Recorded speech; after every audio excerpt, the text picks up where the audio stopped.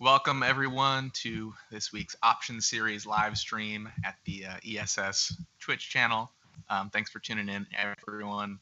I know a lot of folks here were probably catching a lot of the festivities this week for the Catalytic Festival, so welcome everyone back to the more normal programming here at ESS. We've got a really awesome show for you tonight. Joanna Mattrey is broadcasting in live from New York City, so I won't take too much time away from her. But everyone, please welcome Joanna Mattrey, who's going to play some wonderful solo music, and then we're going to kind of go back and forth with some conversation over the course of the next hour. All right, take it away, Joanna. Thanks for having me, guys.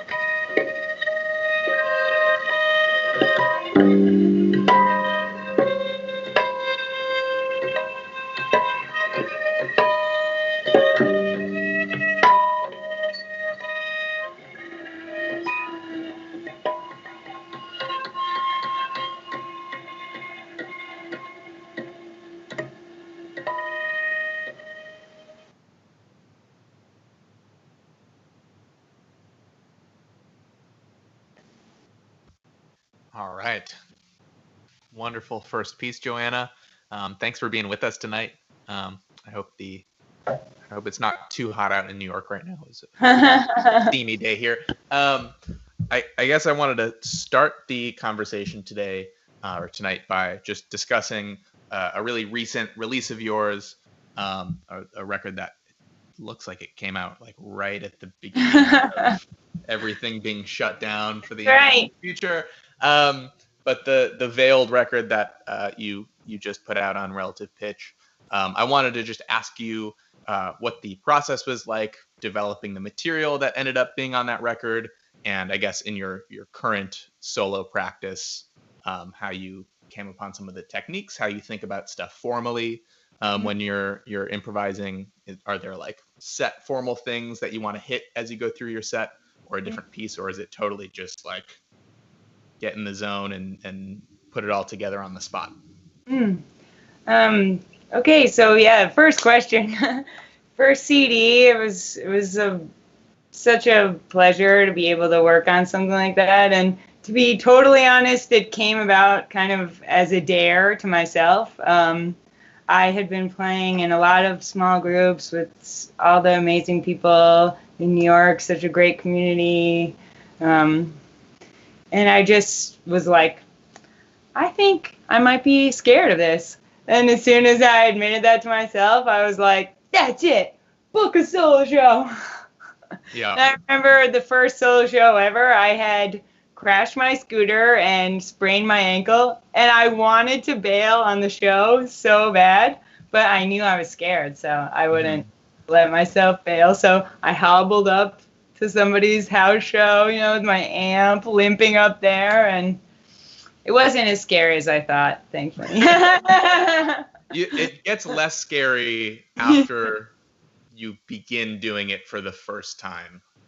Solo playing, I think that's like what you just said is like very emblematic of, I think, everyone's delving into doing solo playing, right? It's like always a terrifying prospect, especially for so many folks that are like really used to working with groups and having other people to bounce stuff off of. Right. But then, it's always a terrifying thing that you almost inevitably have to dare yourself into doing. Sure. I think identify with now, that. right? It's like how to actually be in dialogue with silence and with like the flow, like the unknown, And it's like there's still kind of a partnership there, as it like a colleague almost, maybe, leave room for what you don't know is going to happen. And I guess to answer your question, I'm definitely familiar with the ways that I've found so far to alter, to prepare the sound.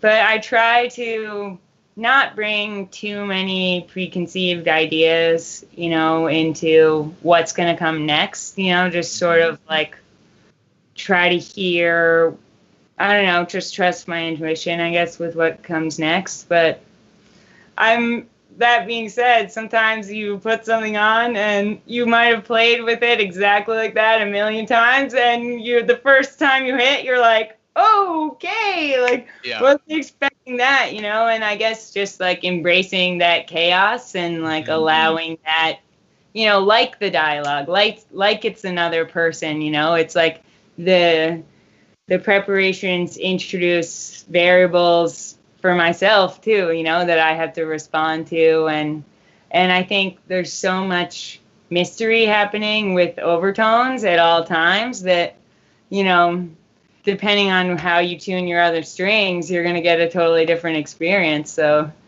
totally. I guess compositionally, I think of like energy building and releasing and just trying to support that, and just finding new ways to embody that energy, and I guess allowing like the techniques of my hands to come kind of from that energy coming out of me, I really like the thing that you said a couple of minutes ago in relation to the overtone series when you're playing, right? Because I find that that's something that's so variable and reliant on the space that you're in. literally the acoustics of the room, right? You could try one technique one night in some small, dry, enclosed space, and it is going to hit one way. And then you could be in like a much more boomy live space, and it will be a completely different monster. And learning, to know what to lean into on a given night. Right. So, and I think I fell in love with some of these preparations just by playing in groups, like especially the string trio with Layla Bourdrais and Sean Ali, and we all experiment, and it's all strings. And sometimes I'll be playing and I'll have a certain overtone going, and then just someone else's overtones completely like take over the resonance of my instrument, so I guess I love that too, like even like as a why to do this, it's like there's secrets in the viola, that I don't know, maybe you put a piece of trash you found on the street and you put it in there, and then the viola is like, let me tell you a story about this piece of trash that you found, and here's what I think about it, and so far I haven't been disappointed. That black thing I started with. Yeah, I was about to ask you exactly about that. I found this outside near Downtown Music Gallery on the street. I'm pretty sure it's a toy. It comes apart like connects or something, Mm-hmm. But since it's hollow inside, it has its own fun. Amazing. Well, maybe it would be a good time to go into a second piece here if you're down. Sure. And we'll pick up the conversation in a little bit. Sound good? Mm-hmm. All righty.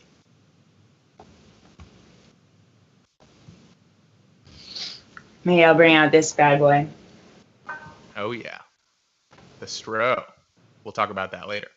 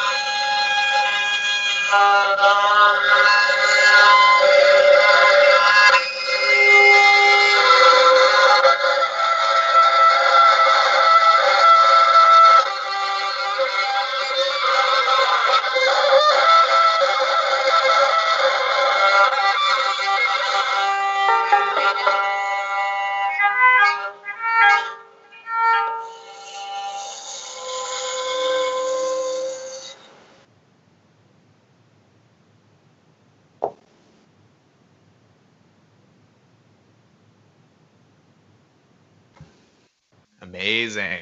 Thank you, Joanna. Yeah, I guess I'll start out by asking about the instrument, right? I have always wanted to see someone rip like that on a Stro, but I've never had the privilege. So do you want to, hold it up just for a second, and maybe if you can describe obviously there's a pretty big acoustic difference in how the Stro produced it's like the violin crawled in a gramophone to die and was born again.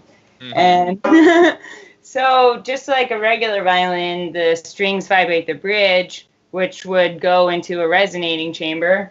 Normally it's the hollow body of the instrument, but in this case it's just a lot kind of like, this part looks like a resonator guitar to me, I don't know. And then the bell of this trumpet plugs right in, captures the bridge sound. So yeah, the only real sound is coming from the bell, which makes it sound quiet to me, but I love the sound. Yeah, it sounds like, I'm sure it's like hyper directional in wherever you're pointing the bell, right? So yeah. You're not getting anything over there, but someone 2 feet away from you is like deafened. Yeah, I've always personally had like a huge fascination with the period of acoustic instruments right before electrical amplification really became widespread and like accessible, right? Yeah. Like you mentioned resonator guitars, right? And I've always been super fascinated by those. Kind of the same principle, right? Is just like trying to create like the most extreme acoustic amplification that you could to an instrument. So I think those things are super cool. Moving on from there a little bit, I just wanted to talk about your background a little bit, just because it's really fascinating to me. Full disclosure, Joanna and I went to the same music school, albeit at slightly, I think we were like offset by a year or so. But it's always super fascinating to me when someone who like totally shreds in the like super intense string world, like kind of peels off and gets into really weird music. And for so many folks who are like in that intense conservatory world in like a string studio, every generation I feel like has like a handful of people who like totally get corrupted and get into weird shit. So like, what was that trajectory like for you being at NEC and like being in that really intense world of like, viola studio stuff, but then also like kind of getting into super radical experimental music, improv, etc.? Well, I guess, I was a young, naive thing.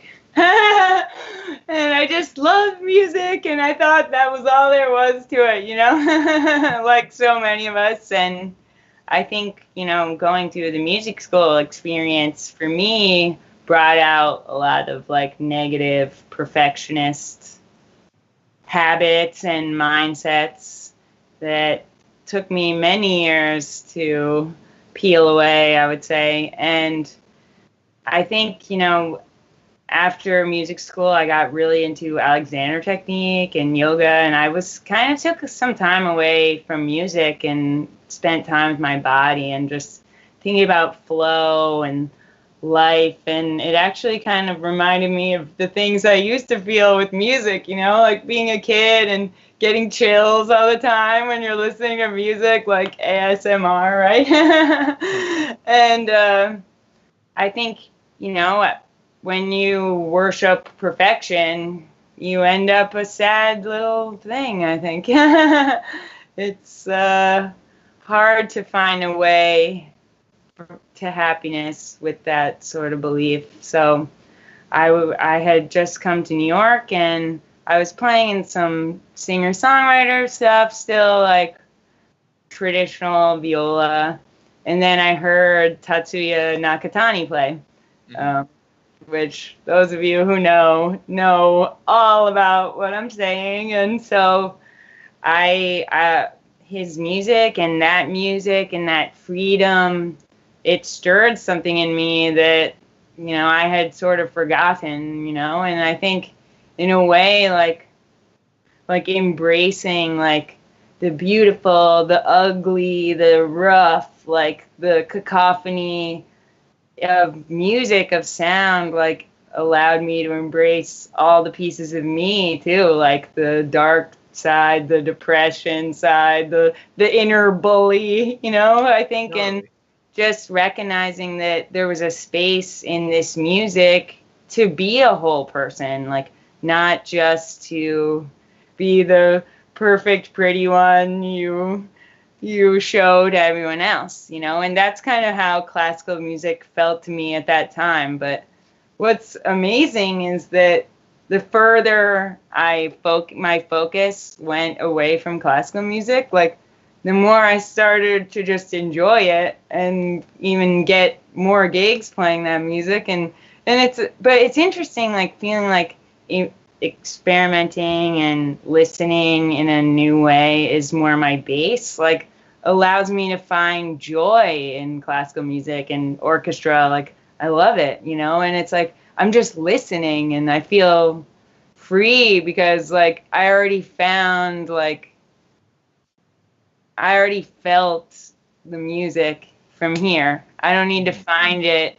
I don't need anyone else to see it in me, It's like we see it in the basements of Brooklyn, and just like meeting in that place, I think just really calms me down. Totally. Like, oh yeah, like this is music and this is why I was like into it, but it's so funny because I don't even think I was super into modern music in conservatory. Like it took me, I wouldn't say my ears were out, as a young person by any means, so you just never know where your heart's going to take you. But I think. Yeah, I really love what you said there about like delving into this sort of like new zone and peeling back the layers of what you thought that music was and what sound was, right? And building new relationships with that. And then going back to that music after that point and being like, wow, this is really great. Like, I don't have all this baggage with this shit anymore. Like, I can just like hear the sound. I had a thing with that this week. There was a really amazing event here that was like, it was a vigil for Elijah McClain, who, if folks are aware in the audience, was a young black man in Aurora, Colorado, who was murdered by the police last year. And his story has kind of been slow to come out, right? And there has been more and more activity around that case more recently. And there have been these violin vigils that have been popping up all over the place. And there was one here over the weekend where there were like literally hundreds of violins and bassists that like gathered in this park and played some like simple arrangements of pop tunes and other pieces. And I remember like walking through the park and being struck by like the acoustic sound of like stacking 100 violins on top of each other, right? Like, I haven't gone and seen like an orchestral performance in years, but like hearing that sound, being like, this is what this instrument was like built to do. And like the acoustic thing alone is like mind blowing when you just kind of peel back, the baggage of the rep or whatever. And also was obviously a very meaningful and important event as well for other reasons. I do notice that there is a question from the audience here from Cody Ariel, asking if you have a favorite piece of like found material that you've used to prepare the viola. I know you showed us that plastic tube earlier that was in the first piece, but if you have like a favorite object that you love to use. All right. Well, my ultimate favorite one was Lost, which just has things come in. Aren't they all? There was like this tragedy when I had my viola on my bike and I didn't zip the bottom all the way of the like music pouch, and all my preparations were lost, which is good. It's really good to do that sometimes. But this is probably my favorite right now. It's a broken mic stand, tourney guy. Amazing. And maybe I'll play it for you in a little bit if we play. Yeah. Would love to hear it. You mentioned the point at which you moved to New York and things kind of shifted for you. Maybe I guess I wanted to ask a little bit about like what the scene is like in New York right now. To me, it's a little bit different than how things are here. Although now that we're 4 months into the pandemic and a quarantine, it's obviously different everywhere. But it seems like there's so much happening in the way of like purely DIY, like informally organized music happening in New York. A lot of stuff in living rooms and basements and warehouses, etc. I just wanted to ask, like how you think that became the sort of primary mode of a lot of this music happening, and what you think some of the forces around that are, and if you want to just talk about that for a moment. Yeah, I would. I guess kind of keeping in line with that other conversation, it's like you don't need a grant all the time, or you don't need like a gilded theater. You don't need a fancy outfit. Like these are like the formality, I think, between in different genres that experimental music, I think, can get away from, and just feel like more like commune, and I think it is such a supportive community in general. I know there's a lot of work to be done to, reflect on everything going on and help like make it a more place filled with equity and like make so much space for the history of this music to come more to the forefront. There's a lot of learning and like changes that I think we'll be in talking about for years, hopefully, and digging deeper. But I do think people in general are like, you want to have a session? Let's play. Let's experiment. Let's meet in the park. Let's have a hang. Let's talk about music. Like, and I think having that be the basis of what the shows are about, more just like, let's be together, and let's share. We just need a place, and feeling that having success in this music is just from like having those connected moments with both people in your community and people not in your community, and I think like the honest exchange of DIY, it's like in some ways when nobody really makes money, like there's like a freedom to that, but I guess, I want us all to make money and that would be great too, but I think there's a relationship with that too, like having a space that's not about capitalism or about prestige or about whatever status, and just being like, someone will hear you and you can hear someone else, and I think like when we become professional musicians, we forget that simple, like, let's hang out with our friends in the living room and jam is like at the heart of it all, and right? It's like right.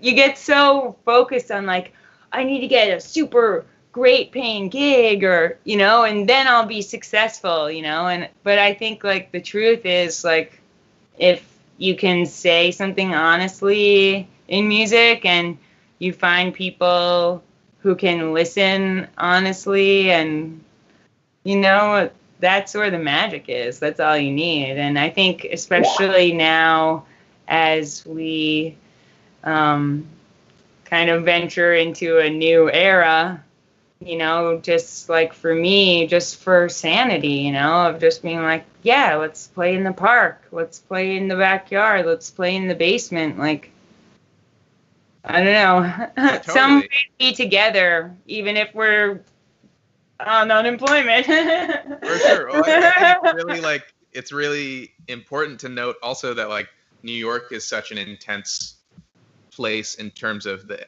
economic pressure to like be able to make New York rent, and as a musician and make creative music that isn't explicitly like commercial, that is going to pay the rent for you, right? Like being in a place like that and having like this radical community of music where it's all about like just being in someone's living room and explicitly just making music and being a human like in the same space, right? Yeah. It's like the most extreme decoupling of like the economic Yeah. motivations for music, and also just in light of like a really intense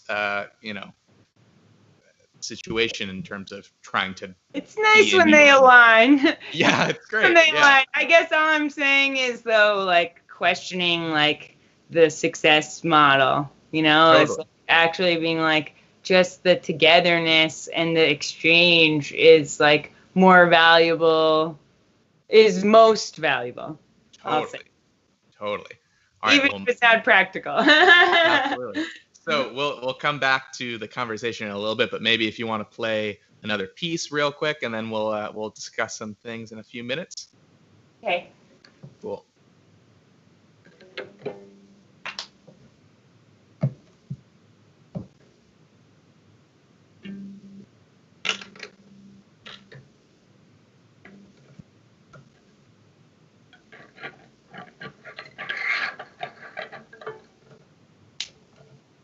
This goes out to a preparation guy who asked about this one.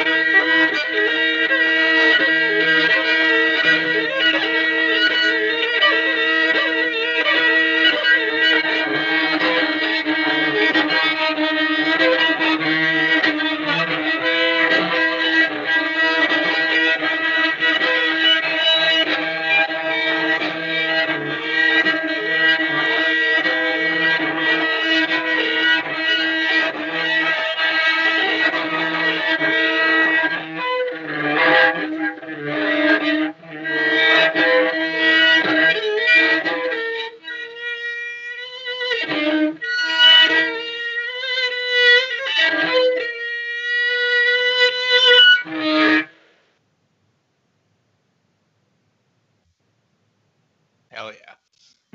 All right. So I got a couple more questions for you, and maybe a couple audience questions, and then maybe we can have one more piece at the end. But one question I wanted to ask, and I know that there were some folks in the chat that were wondering the same thing, but something that's super fascinating to me about your thing as a musician is that you have such like a breadth of different work that you're doing all of the time, right? Whether it's like solo improv gigs or playing in different groups in the sort of like experimental realm of things, or playing with a new music ensemble, or doing some like pop gigs that come along. And I think that's always been super interesting. For those who don't know, there's a really incredible video of Joanna playing with the massively popular rap group Migos on the internet.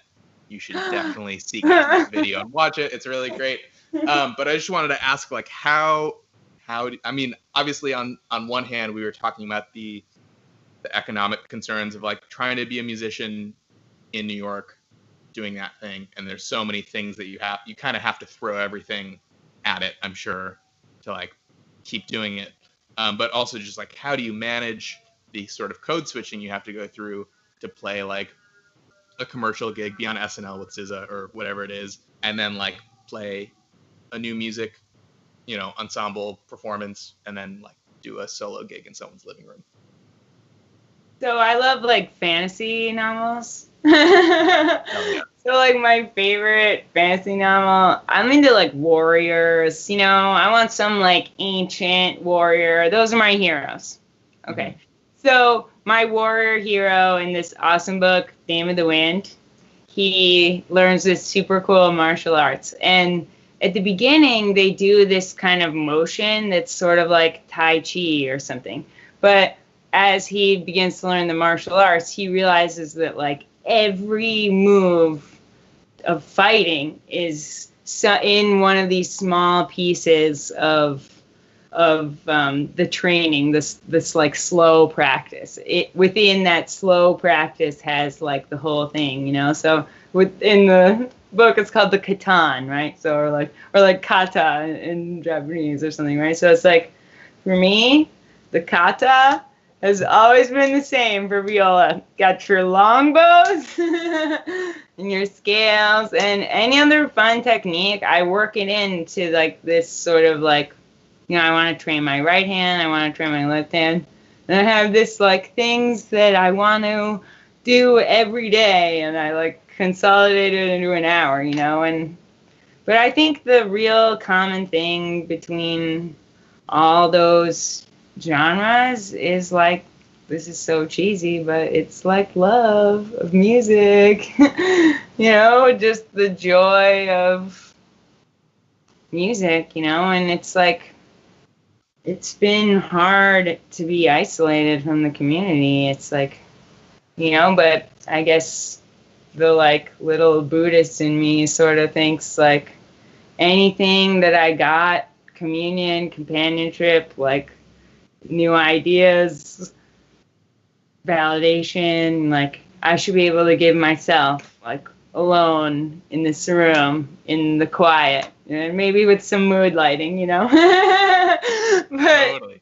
But I don't know, I kind of think that for me, like following my heart and hustling and not being proud, like trying to be humble, like I don't know, the more I dared to follow the heart, the more money gigs I got. So yeah. I don't know, that's not like a good playbook, but it really felt like that. It's like the closer I was to like finding what I was hearing like within myself, I felt like that, like other people can recognize it in you, and then it ends up just miraculously working out somehow. But totally. Yeah, you don't have to like, if you don't like sleep too much, then you're okay.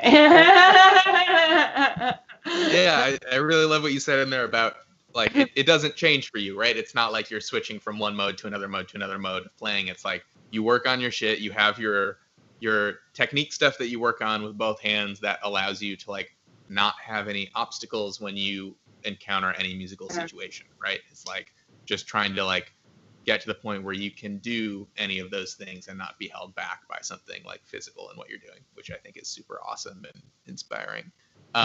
There was another question about your work with Alexander Technique. If you could just like talk a little bit about, I know we could talk for hours about Alexander technique, but like a quick rundown kind of just the philosophy of it and like how it works for you as a musician. Yeah. I think Alexander technique helps with music so much, not just the physical aspect of like finding out how to have less tension and more support, but just the feeling of the inner flow in the body. Because I think as a musician, like, yeah, we all feel that, but it's like maybe in a spiritual realm, or maybe it's vibrations. Who knows? But it's like, not like, I'm not, whatever. Not going to go into that. But like you can feel life, emotion in your body. And we all know that feeling. That's why we got into music, like playing in a band. And you're like, oh, and like so having had that experience, once I became like injured and someone sent me to this amazing Alexander technique teacher in Boston, Ruth Kilroy, who is like the man if you ever like need some help.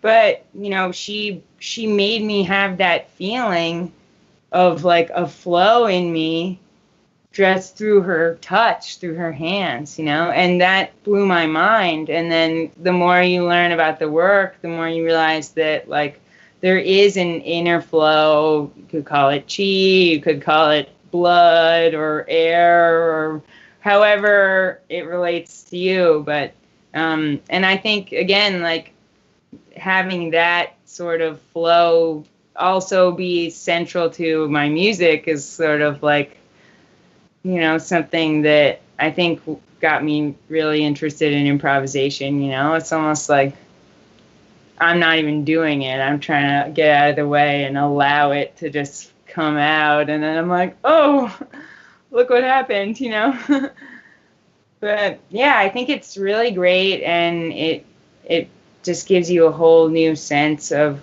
what your body is in its natural way, So I definitely recommend people to check it out. Totally. Kind of like in the same vein, right? I really like what you said in terms of what you're doing, whether you're playing music or you're just walking or like using your body in any kind of way. I think that's super important, and we all could work on that, I'm sure. Yeah. All right. Well, I think those are all of the questions that I've got for tonight. Peace and close out the evening. Great. Thank you guys so much. Thank you, Joanna. So much fun. All righty. And once again, if you guys are able to donate, I'm sure there's a link in the chat. 100% of pump those donations in. Get Joanna paid. All right, take it away, Joanna.